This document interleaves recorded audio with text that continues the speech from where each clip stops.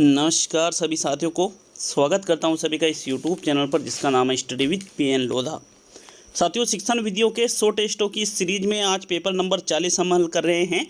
Total 100 test आपके यहां पर करवाए जाएंगे शिक्षण विधियों के साथ ही आपके साइकोलॉजी के भी पूरे 100 टेस्ट, हिंदी के भी पूरे 100 टेस्ट, टीचिंग मेथड के भी पूरे 100 टेस्ट, राजस्थान जीके की 100 क्लासें NCERT RBSC की किताबों से और राजस्थान जीके के 100 ही टेस्ट NCERT RBSC की किताबों से जो हम जीके पढ़ेंगे उससे।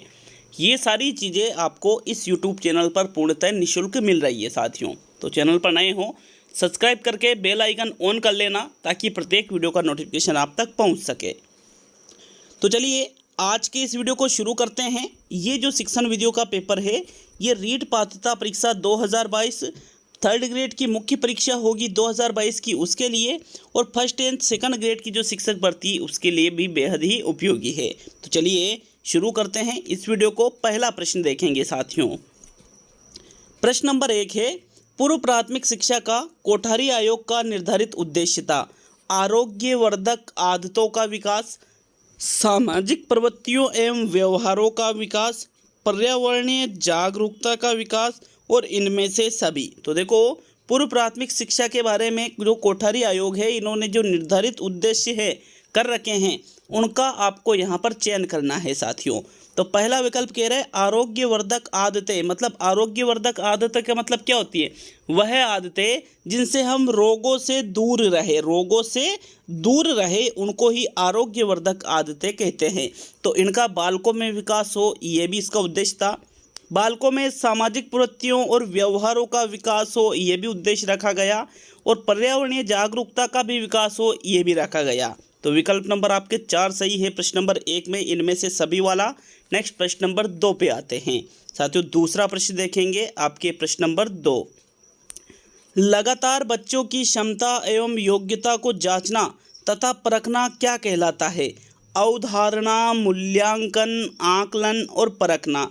तो देखो, जो बच्चों की क्षमता होती है, जो बच्चों की योग्यता होती है, उनको हम जांचते एवं परखते हैं, इसको अवधारणा तो नहीं कहा जाएगा। लेकिन यहाँ हम कंफ्यूज हो जाते हैं कि इसको मूल्यांकन, परखना या आकलन क्या कहेंगे साथियों? तो इसको कहा जाएगा, अगर हम उस चीज़ को परख रहे हैं, जांच रहे हैं, तो वो आकलन होता है। क्या होता है? वो आकलन होता है। तीसरा विकल्प आपके दूसरे प्रश्न में सही है। नेक्स्ट प्रश्न नंबर 3 पे आते हैं। क्लियर है सभी के? तो चलिए तीसरा प्रश्न। सतत मूल्यांकन योजना क्या है? बाह्य मूल्यांकन योजना है, आंतरिक मूल्यांकन योजना है, निरंतर मूल्यांकन योजना है और इनमें से कोई भी नहीं। तो कोई नहीं वाला विकल्प तो हम यहाँ से हटा देते हैं। तो देखो, चौथा विकल्प तो आपका आंसर नहीं है। सतत का मतलब लगातार चलने वाला जो मूल्यांकन है वो होता है सतत मूल्यांकन। और इस योजना को साथियों निरंतर, बाह्य या आंतरिक किस नाम से जानेंगे? निरंतर मूल्यांकन योजना। जो लगातार योजना मूल्यांकन की चलती रहती है उसको ही निरंतर मूल्यांकन योजना या सतत मूल्यांकन योजना कहते हैं। तीसरे में आपके तीसरा विकल्प सही है साथियों। नेक्स्ट आगे बढ़ेंगे प्रश्न नंबर 4 की ओर। तो चलिए चौथा प्रश्न देख लेते हैं आपके प्रश्न नंबर 4। बाल्यावस्था में भाषा सीखने का मुख्य आधार होता है अध्ययन, अनुसरण, स्मरण और अभ्यास। तो देखो, चौथे प्रश्न में बाल्यावस्था में जो बालक भाषा को सीखता है उसका आधार आपसे पूछा जा रहा है साथियों, और इस प्रश्न का आपको सही आंसर देना है। तो बताइए कौन सा विकल्प आपको सही लग रहा है इन चारों ही विकल्पों में से? साथियों राइट आंसर देखें तो प्रश्न संख्या 4 में अनुसरण इसका सटीक आंसर होगा। बाल्यावस्था में भाषा सीखने का मुख्य आधार अनुसरण को माना जाता है। बालक चीज़ों को देखता है और उनका अनुकरण करता है, ठीक है, उसको दोहराता है। तो इस प्रकार दूसरा विकल्प आपके प्रश्न नंबर 4 में सही है। चलिए नेक्स्ट प्रश्न नंबर 5 पे आते हैं। तो पांचवा प्रश्न देखेंगे। चौथे में आपके दूसरा विकल्प सही है प्रश्न संख्या 5। भाषा अर्जन एवं भाषा अधिगम में कौन सा कथन सत्य नहीं है? तो जो कथन सत्य नहीं है उसका चुनाव करना आप। सांस्कृतिक विभिन्नता भाषा अर्जन एवं भाषा अधिगम को प्रभावित करने वाला महत्वपूर्ण कारक है। दूसरा विकल्प है भाषा अर्जन में विभिन्न संकल्पनाएं मातृभाषा में बनती हैं। तीसरा विकल्प है भाषा अधिगम में कभी भी अनुवाद का सहारा नहीं लिया जाता है। और चौथा विकल्प है भाषा अर्जन सहज और स्वाभाविक होता है जबकि भाषा अधिगम प्रयासपूर्ण होता है। तो यहाँ ये जो पांचवा जो प्रश्न है इसमें जो चार विकल्प ये दे रखे हैं, इसमें आपको सत्य कथन जो नहीं है भाषा अर्जन और भाषा अधिगम में उसका चुनाव करना है साथियों। पहला कथन बिल्कुल सत्य है क्योंकि जो हमारी सांस्कृतिक भिन्नता होती है ये भाषा अर्जन में और भाषा अधिगम में दोनों को प्रभावित करती है। भाषा अर्जन में विभिन्न संकल्पनाएं मातृभाषा में भी बनती है, अलग अलग संकल्पनाएं जो हमारे माइंड में बनती है। लेकिन तीसरा विकल्प कह रहा है कि भाषा अधिगम में कभी भी अनुवाद का सहारा नहीं लिया जाता है, तो ये गलत है क्योंकि भाषा अधिगम में अनुवाद का सहारा लिया जाता है साथियों। तीसरा विकल्प आपका प्रश्न नंबर 5 में सही है। जैसे अभी द्वितीय भाषा बच्चे को सिखाएंगे तो फिर अनुवाद का सहारा लेंगे ही लेंगे, अतः थर्ड विकल्प आपके 5वें प्रश्न में सही होगा। नेक्स्ट प्रश्न नंबर 6 पे आते हैं। भाषा सीखने के लिए कौन सा कारक सर्वाधिक महत्वपूर्ण होता है? समृद्ध भाषिक वातावरण, भाषा के व्याकरणिक नियम, पाठ पर आधारित प्रश्न उत्तर और भाषा की पाठ्य पुस्तक। तो देखो भाषा सीखने के लिए जो सर्वाधिक महत्वपूर्ण कारक है उसका चुनाव आपको प्रश्न नंबर 6 में करना है साथियों। तो कौन सा विकल्प आपके 6ठे प्रश्न में सही रहेगा? देखो भाषा की पाठ्य पुस्तक और व्याकरणिक नियम, इन दोनों से सही आंसर कौन सा है? इन दोनों से क्या, इन तीनों से सही आंसर है समृद्ध भाषिक वातावरण। अगर बालक का वातावरण समृद्ध रहेगा भाषिक रूप से तो वो सर्वाधिक प्रभावित करेगा बालक को भाषा सीखने में। अतः सबसे ज़्यादा महत्वपूर्ण भी समृद्ध भाषिक वातावरण, समृद्ध भाषिक पर्यावरण रहेगा। तो विकल्प 1 आपके प्रश्न नंबर 6 में सही है साथियों। नेक्स्ट प्रश्न नंबर 7 पे आते हैं। 7वां प्रश्न देख लेते हैं। आपके प्रश्न नंबर 7 है, उच्च प्राथमिक स्तर पर कौन सा भाषा शिक्षण का उद्देश्य नहीं है? ठीक है, विकल्प निजी अनुभव के आधार पर भाषा का सृजनशील प्रयोग करना, दूसरा है भाषा की बारीकी एवं सौंदर्य बोध को समझने की क्षमता का विकास करना, तीसरा है विभिन्न साहित्यिक विधाओं से परिचय करवाना, और चौथा है मुहावरेदार भाषा का प्रयोग करने पर अनिवार्यतः बल देना। तो देखो 7वें प्रश्न में जो राइट आंसर रहेगा, जो भाषा शिक्षण का उद्देश्य नहीं है उच्च प्राथमिक स्तर मतलब 6 से 8, तो साथियों इसमें दिए गए विकल्पों में से चौथा विकल्प आपका आंसर होगा। क्यों? क्योंकि मुहावरेदार भाषा का प्रयोग अनिवार्यतः रूप से किया जाना ये कोई उद्देश्य थोड़ी है साथियों, कर सकते हो लेकिन अनिवार्यतः करनी पड़ेगी, तो वो गलत है साथियों। अतः चौथा विकल्प आपके प्रश्न नंबर 7 में सही है। नेक्स्ट प्रश्न नंबर 8 पे आते हैं। 8वां प्रश्न है, हिंदी भाषा शिक्षण के कितने उद्देश्य है? 1, 2, 3 और 4।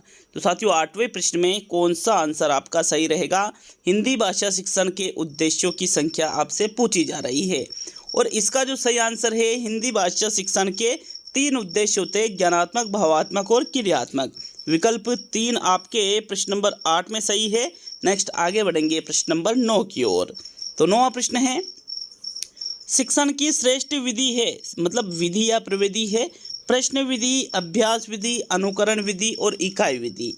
तो साथियों यहाँ पर देखिए सर्वश्रेष्ठ विधि या श्रेष्ठ विधि आपसे पूछी जा रही है। तो शिक्षण की जो श्रेष्ठ विधि दिए गए विकल्पों में है उसका चुनाव आपको प्रश्न संख्या 9 में करना है और इसका जो सही उत्तर है शिक्षण की श्रेष्ठ विधि, यहाँ इकाई, अनुकरण, अभ्यास या प्रश्न। साथियों सर्वाधिक सक्रिय बालक प्रश्न विधि में रहेगा क्योंकि बालक प्रश्न पूछेगा तो इसमें बालक प्रश्न पूछेगा, अध्यापक उत्तर देगा, मतलब बालक में जानने की जिज्ञासा है, जानने की इच्छा है, तभी वो प्रश्न पूछेगा। अतः इसमें बालक और छात्र दोनों ही बालक और शिक्षक दोनों ही सक्रिय रहते हैं, तो यही बेस्ट रहेगी। 9वें में सही है साथियों। नेक्स्ट प्रश्न नंबर 10 को देखेंगे। तो आपके 10वां प्रश्न, श्रुतलेख का उपयोग तभी संभव है जब उसका विश्लेषण हो, मूल्यांकन हो, संशोधन हो और परीक्षण हो। तो इस प्रश्न को मैंने पिछले टेस्ट में भी दिया था कि श्रुतलेख विधि में सुन करके लिखा जाता है, चीज़ों को लिख रहे हैं, किस लिए लिख रहे हैं? शुद्ध करने के लिए। यदि उनमें संशोधन नहीं होगा शुद्ध चीज़ों में तो उसका कुछ भी मतलब नहीं निकलेगा साथियों। अतः तीसरा विकल्प आपके प्रश्न नंबर 10 में सही है। नेक्स्ट प्रश्न नंबर जो प्रश्न संख्या 11 को हम देखेंगे, वर्तमान में शिक्षण आधारित है, अध्यापक केंद्रित, छात्र केंद्रित, परीक्षा केंद्रित और पाठ्य पुस्तक केंद्रित। तो देखो इस क्वेश्चन को मैंने पहले एक टेस्ट में भी दिया था, इम्पोर्टेंट क्वेश्चन है साथियों। वर्तमान की बात की जा रही है वर्तमान समय में शिक्षण किस पर आधारित होता है? छात्र पर आधारित होता है। छात्र पर आधारित का मतलब क्या होता है साथियों? कि जिसमें छात्र सक्रिय रह कर के ज्ञानार्जन करता है वो होता है छात्र केंद्रित। तो विकल्प नंबर आपका जो 2 है प्रश्न संख्या 11 का सही उत्तर होगा। चलिए आगे बढ़ेंगे साथियों प्रश्न संख्या 12 की ओर। तो नेक्स्ट 12वां प्रश्न देख लेते हैं। वीडियो अच्छा लगे तो वीडियो को लाइक और शेयर जरूर करिएगा साथियों, और किसी प्रश्न में कोई त्रुटि नज़र आती है तो हमें कमेंट बॉक्स में भी कमेंट करके ज़रूर बताइए। तो चलिए देखते हैं प्रश्न नंबर 12 को। 12वां प्रश्न आपसे पूछा जा रहा है, भाषा की पाठ्य पुस्तक का निर्माण करते समय सबसे कम महत्वपूर्ण है? क्या सबसे कम महत्वपूर्ण है? भाषा की विभिन्न छटाएं, अभ्यासों में वैविध्य, पाठों की संख्या और विषय वस्तु में वैविध्य। तो बताओ 12वें प्रश्न का कौन सा उत्तर सही रहेगा? जब पाठ्य पुस्तक का निर्माण किया जाता है तो उसमें सबसे कम महत्वपूर्ण कौन सा ऐसा विकल्प है जो सबसे कम महत्वपूर्ण है साथियों? और इसका जो सही उत्तर है, भाषा की पाठ्य पुस्तक का निर्माण करते समय पाठों की संख्या सबसे कम महत्वपूर्ण होती है। जैसे किसी में 10 पाठ है, किसी में 11 है, किसी में 9 है, किसी में 8 है और किसी में 12 है। इनसे कुछ फर्क पड़ रहा है क्या? नहीं पड़ रहा है। बल्कि विषय वस्तु में अगर विविधता है, अभ्यासों में विविधता है, भाषा की विभिन्न छटाएं हैं, तो ये चीज़ें पाठ्य पुस्तक को बहुत अधिक प्रभावित करती है। तो अतः तीसरा ही विकल्प आपके 12वें प्रश्न में सही है। नेक्स्ट आगे बढ़ेंगे प्रश्न संख्या 13 की ओर। साथियों 13वां प्रश्न है, प्राथमिक स्तर पर भाषा की पाठ्य पुस्तक में किस तरह की रचनाओं को स्थान दिया जाना चाहिए? केवल कहानियाँ अथवा कविताओं को, विदेशी साहित्य की रचनाओं को, ऐसी रचनाएं जो बच्चों के परिवेश से जुड़ी हो और जिसमें भाषा की अलग अलग छटाएं हो, और चौथा विकल्प है जो प्रत्यक्ष रूप से मूल्यों पर आधारित हो। तो देखो प्राथमिक स्तर पर जो भाषा की पाठ्य पुस्तक है उसमें केवल कहानियाँ और कविताएँ हैं ऐसा जरूरी नहीं है। विदेशी साहित्य तो बिल्कुल नहीं चलेगा साथियों, बल्कि उस पुस्तक में ये चीज़ें होना चाहिए जो बच्चों के परिवेश से जुड़ी हो। जो बच्चे के परिवेश से जुड़ी हो, उसका जो परिवार है, उसका जो वातावरण है, उससे जुड़ी चीज़ें हैं, तो वो जल्दी उन चीज़ों को सीखेगा साथियों। तीसरा विकल्प आपके प्रश्न 13 में सही है। नेक्स्ट प्रश्न नंबर 14 पे आते हैं। तो आपके 14वां प्रश्न देख लेंगे। आगमन शिक्षण विधि आधारित है। विशिष्ट से सामान्य की ओर, सामान्य से विशिष्ट की ओर, अज्ञात से ज्ञात की ओर और सूक्ष्म से स्थूल की ओर। साथियों आगमन शिक्षण विधि के सूत्र मैंने कई बार आपको बता रखे हैं। आगमन विधि विशिष्ट से सामान्य की ओर चलती है। आगमन विधि ज्ञात से अज्ञात की ओर चलती है। आगमन विधि पूर्ण विशिष्ट ज्ञात को उदाहरण द्वारा सरल करना, उदाहरण से नियम की ओर चलती है साथियों। तो ये चीज़ें आपके यहाँ पर होती है आगमन विधि में। अतः यहाँ पहला विकल्प आपके प्रश्न नंबर 14 में सही रहेगा। चलिए नेक्स्ट प्रश्न नंबर 15 पे आते हैं। तो 15वां प्रश्न देख लेंगे। आपके प्रश्न संख्या 15 है, निगमन विधि का आधार है उदाहरणों से सूत्र की ओर, सूत्र से उदाहरण की ओर, विशिष्ट से सामान्य की ओर और इनमें से कोई भी नहीं। तो 15वें प्रश्न में देखो इनमें से कोई नहीं वाला विकल्प तो हम यहाँ से हटा देते हैं। साथियों निगमन विधि का आधार पूछा जा रहा है, उदाहरण से सूत्र की ओर नहीं जाती है ये विधि, बल्कि सूत्र से उदाहरण की ओर जाती है। कहाँ जाती है? सूत्र से उदाहरण की ओर। विशिष्ट से सामान्य की ओर नहीं जाती है, बल्कि सामान्य से विशिष्ट की ओर जाती है। तो विकल्प नंबर आपके 2 ही इस प्रश्न में सही आंसर है आपका, क्योंकि ये ही निगमन विधि का आधार माना जाता है। 15वें प्रश्न में सेकंड विकल्प सही है साथियों। नेक्स्ट प्रश्न नंबर 16 पे आएंगे। 16वां प्रश्न है, निम्न में से व्याख्यान विधि का पद नहीं है, तैयारी, प्रयोग, प्रस्तुतिकरण और मूल्यांकन। तो देखो 16वें प्रश्न में जो व्याख्यान विधि है, जो शिक्षक केंद्रित विधि है, ये कैसी विधि है? ये शिक्षक केंद्रित विधि है व्याख्यान विधि। तो इसमें जो पद सम्मिलित नहीं होता है उसका चयन कीजिए साथियों। और इसका जो सही आंसर है, व्याख्यान विधि में तैयारी की जाती है, प्रस्तुतिकरण किया जाता है, लेकिन मूल्यांकन किया जाता है, लेकिन प्रयोग इसमें नहीं किया जाता है साथियों, क्योंकि व्याख्यान विधि में तो सिर्फ व्याख्यान प्रस्तुत किया जाता है। अतः विकल्प नंबर जो 2 है आपके प्रश्न संख्या 16 का सही उत्तर होगा साथियों। चलिए नेक्स्ट प्रश्न नंबर 17 पे आते हैं। तो आपके 17वां प्रश्न देख लेते हैं। बालक को उसके वातावरण पर आधारित ज्ञान दिए जाने की विधि है। अवलोकन विधि, प्रयोगशाला विधि, अन्वेषण विधि और सभी। तो देखो उसके वातावरण पर आधारित जो ज्ञान होता है उसको किस विधि में दिया जाता है साथियों, 17वें प्रश्न में आपको ये बताना है। यहाँ पर प्रयोगशाला जो विधि है, बालक का वातावरण प्रयोगशाला में नहीं होता है साथियों, बल्कि अवलोकन में होता है। किसमें होता है? अवलोकन में। जैसे भ्रमण वगैरह करवाकर आप अवलोकन के माध्यम से उसके वातावरण पर आधारित ज्ञान दे सकते हो। तो 17वें में आपके इस तरह से प्रथम विकल्प सही हो जाएगा। नेक्स्ट प्रश्न नंबर 18 पे आएंगे। चलिए 18वां प्रश्न देख लेते हैं। आपके प्रश्न नंबर 18 क्या पूछ रहे हैं आपसे? प्रश्न नंबर 18, किस शैक्षिक तकनीक को व्यवहार तकनीक कहा जाता है? हार्डवेयर उपागम को, सॉफ्टवेयर उपागम को, प्रणाली विश्लेषण को और इनमें से सभी। 18वें प्रश्न में राइट आंसर बताइए। व्यवहार तकनीक इनमें से किसको कहा जाता है? प्रश्न संख्या 18 में। साथियों जो सॉफ्टवेयर तकनीक है, सॉफ्टवेयर उपागम है, इसको ही व्यवहार तकनीक के नाम से जाना जाता है। विकल्प नंबर आपका 2 सही है प्रश्न नंबर 18 में। नेक्स्ट आगे बढ़ेंगे प्रश्न नंबर 19 की ओर। चलिए 19वां प्रश्न देखेंगे। लेकिन मैं आपको बता दूं जो वीडियो का डिस्क्रिप्शन बॉक्स है इसमें मैंने यहाँ पर प्लेलिस्टें लगा रखी है। हिंदी के पूरे टेस्ट उसमें मिल जाएंगे, साइकोलॉजी के पूरे टेस्ट मिल जाएंगे साथियों जितने भी हमने कराए हैं, टीचिंग मेथड के टेस्ट मिल जाएंगे, राजस्थान जीके की क्लासें मिल जाएगी, राजस्थान जीके की, भूगोल की, इतिहास की, ये सारी चीज़ें डिस्क्रिप्शन बॉक्स में आपको मिल जाएगी। तो डिस्क्रिप्शन बॉक्स भी चेक किया करो आप। कई बार मैं उनमें PDF भी डाल देता हूँ तो ताकि आपके पास चीज़ें फ्री में रहे साथियों।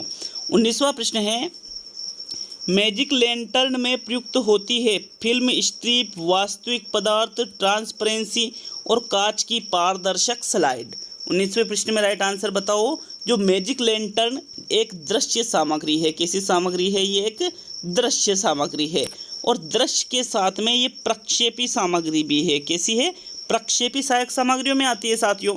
और इसमें कांच की जो पारदर्शक स्लाइड है इसका प्रयोग किया जाता है। विकल्प नंबर आपका 4 सही है प्रश्न नंबर 19 में। नेक्स्ट प्रश्न नंबर 20 पे आते हैं।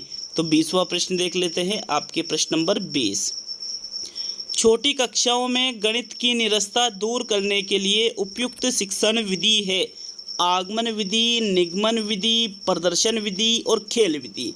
देखो निरस्ता को दूर करना है तो प्रदर्शन के माध्यम से तो नहीं होगा, ना ही निगमन के माध्यम से होगा। 20वें प्रश्न में 2 विकल्प है, आगमन या खेल। साथियों ऐसी स्थिति जब हमारे सामने आ जाती है दो में से सही आंसर का चुनाव करना है तो हमें बेस्ट विकल्प को चुनना पड़ता है। अब आगमन और खेल विधि आगमन पर भारी पड़ जाती है साथियों गणित की निरस्ता को दूर करने में। अतः छोटी कक्षाओं में गणित की निरस्ता को दूर करने के लिए खेल विधि का प्रयोग किया जाता है। 4th विकल्प आपके 20वें प्रश्न में सही रहेगा। चलिए आगे बढ़ेंगे प्रश्न नंबर 21 की ओर। 21वां प्रश्न देख लेते हैं। आपके प्रश्न नंबर 21 से, मूल्यांकन किया जाता है उपलब्धि की जांच हेतु किया जाता है, अस्पष्ट अवधारणाओं का पता लगाने के लिए किया जाता है, कक्षा में प्रोन्नति के लिए किया जाता है और प्रतियोगिता की भावना जागृत करने के लिए किया जाता है। 21वें प्रश्न में राइट आंसर बताइए साथियों। मूल्यांकन क्यों किया जाता है? क्या सिर्फ उत्तीर्ण अनुत्तीर्ण करने के लिए, प्रोन्नत करने के लिए ही? जी नहीं, ये आपका आंसर नहीं है। उपलब्धि की जांच हेतु किया जाता है बिल्कुल। स्पष्ट अवधारणाओं का पता लगाने के लिए ये भी हो सकता है। प्रतियोगिता की भावना जागृत करने के लिए गलत है। तो फिर पहला या दूसरा? सब बेस्ट आंसर पहला रहेगा साथियों। उपलब्धि की जांच हेतु मूल्यांकन किया जाता है। विकल्प 1 आपके 21वें प्रश्न में सही है। नेक्स्ट प्रश्न नंबर 22 को देखेंगे। 22वां प्रश्न आपसे पूछ रहा है, खोज विधि का प्रतिपादन किसने किया? प्रोफेसर आर्मस्ट्रॉन्ग ने, किलपेट्रिक ने, जॉन ड्यूवी ने और स्किनर ने। तो देखो जो अभिकर्मित अनुदेशन विधि है, अभिकर्मित अनुदेशन विधि वो स्किनर ने दी। जो प्रयोजना विधि है साथियों, प्रयोजना विधि, प्रोजेक्ट विधि, वो किलपेट्रिक ने दी। और जो खोज विधि है ये आर्मस्ट्रॉन्ग के द्वारा दी गई। किसके द्वारा? आर्मस्ट्रॉन्ग के द्वारा। तो विकल्प 1 आपके प्रश्न नंबर 22 में सही है। नेक्स्ट आगे बढ़ेंगे प्रश्न नंबर 23 की ओर। साथियों 23वां प्रश्न देख लेते हैं। मूल्यांकन का निकटतम संबंध होता है किससे? विषय वस्तु से, मूल्यांकन विधियों से, उद्देश्यों से और सीखने की विधियों से। तो मूल्यांकन हम किस लिए करते हैं? ताकि हमें ये पता चले कि जो हमने निर्धारित उद्देश्य रखे थे, बच्चों को पढ़ाने से पहले जो हमने निर्धारित उद्देश्य रखे थे, उन उद्देश्यों की पूर्ति किस सीमा तक हुई है, इसलिए मूल्यांकन किया जाता है। अतः मूल्यांकन का निकटतम संबंध किससे रहेगा? उद्देश्यों से। थर्ड विकल्प आपके प्रश्न 23 में सही है साथियों। नेक्स्ट प्रश्न नंबर 24 पे आते हैं। 24वां प्रश्न है, अभिव्यक्ति क्षमता का विकास करना किसका मूल उद्देश्य है? कहानी शिक्षण का, रचना शिक्षण का, गद्य शिक्षण का, पद्य शिक्षण का। साथियों, पद्य शिक्षण का मूल उद्देश्य होता है रसानुभूति कराना, भावानुभूति कराना और सौंदर्यानुभूति कराना। गद्य शिक्षण का कहानी का या रचना का, अगर हम इनकी बात करें साथियों, तो कहानी शिक्षण का मूल उद्देश्य क्या होता है? काल्पनिक शक्ति जो होती है बालकों की, उसका विकास करना, और जो अभिव्यक्ति क्षमता का विकास करना है, ये रचना शिक्षण का मूल उद्देश्य माना जाता है। तो फोर्थ विकल्प 24वें में प्रश्न सही रहेगा। अब आज का अंतिम और 25वां प्रश्न देखेंगे। कमेंट में आप अपना स्कोर बता कर जाए। कमेंट करो या मत करो, कमेंट देख जरूर लिया करो। किसी प्रश्न में कोई त्रुटि होती है तो कमेंट में ही उसको सुधारा जाता है साथियों। तो अंतिम और 25वां प्रश्न, पाठ योजना के 3 रूपों में सम्मिलित नहीं है। ज्ञान के लिए पाठ योजना, रसानुभूति के लिए पाठ योजना, कौशल के लिए पाठ योजना और जांच कार्य के लिए पाठ योजना। तो देखो, जो पाठ योजना के 3 रूप होते हैं, वो ज्ञान के लिए भी पाठ योजना होती है, कौशल के लिए भी होती है और जांच कार्य के लिए भी, लेकिन रसानुभूति के लिए पाठ योजना नहीं होती है। तो दूसरा विकल्प आपके 25वें पृष्ठ में सही है। और इस प्रकार आपके शिक्षण वीडियो के 40 टेस्ट पूरे हो चुके हैं और 60 टेस्ट अभी आना आपके बाकी है साथियों। तो मिलते हैं अगले वीडियो में। बहुत बहुत धन्यवाद वीडियो को पूरा देखने के लिए।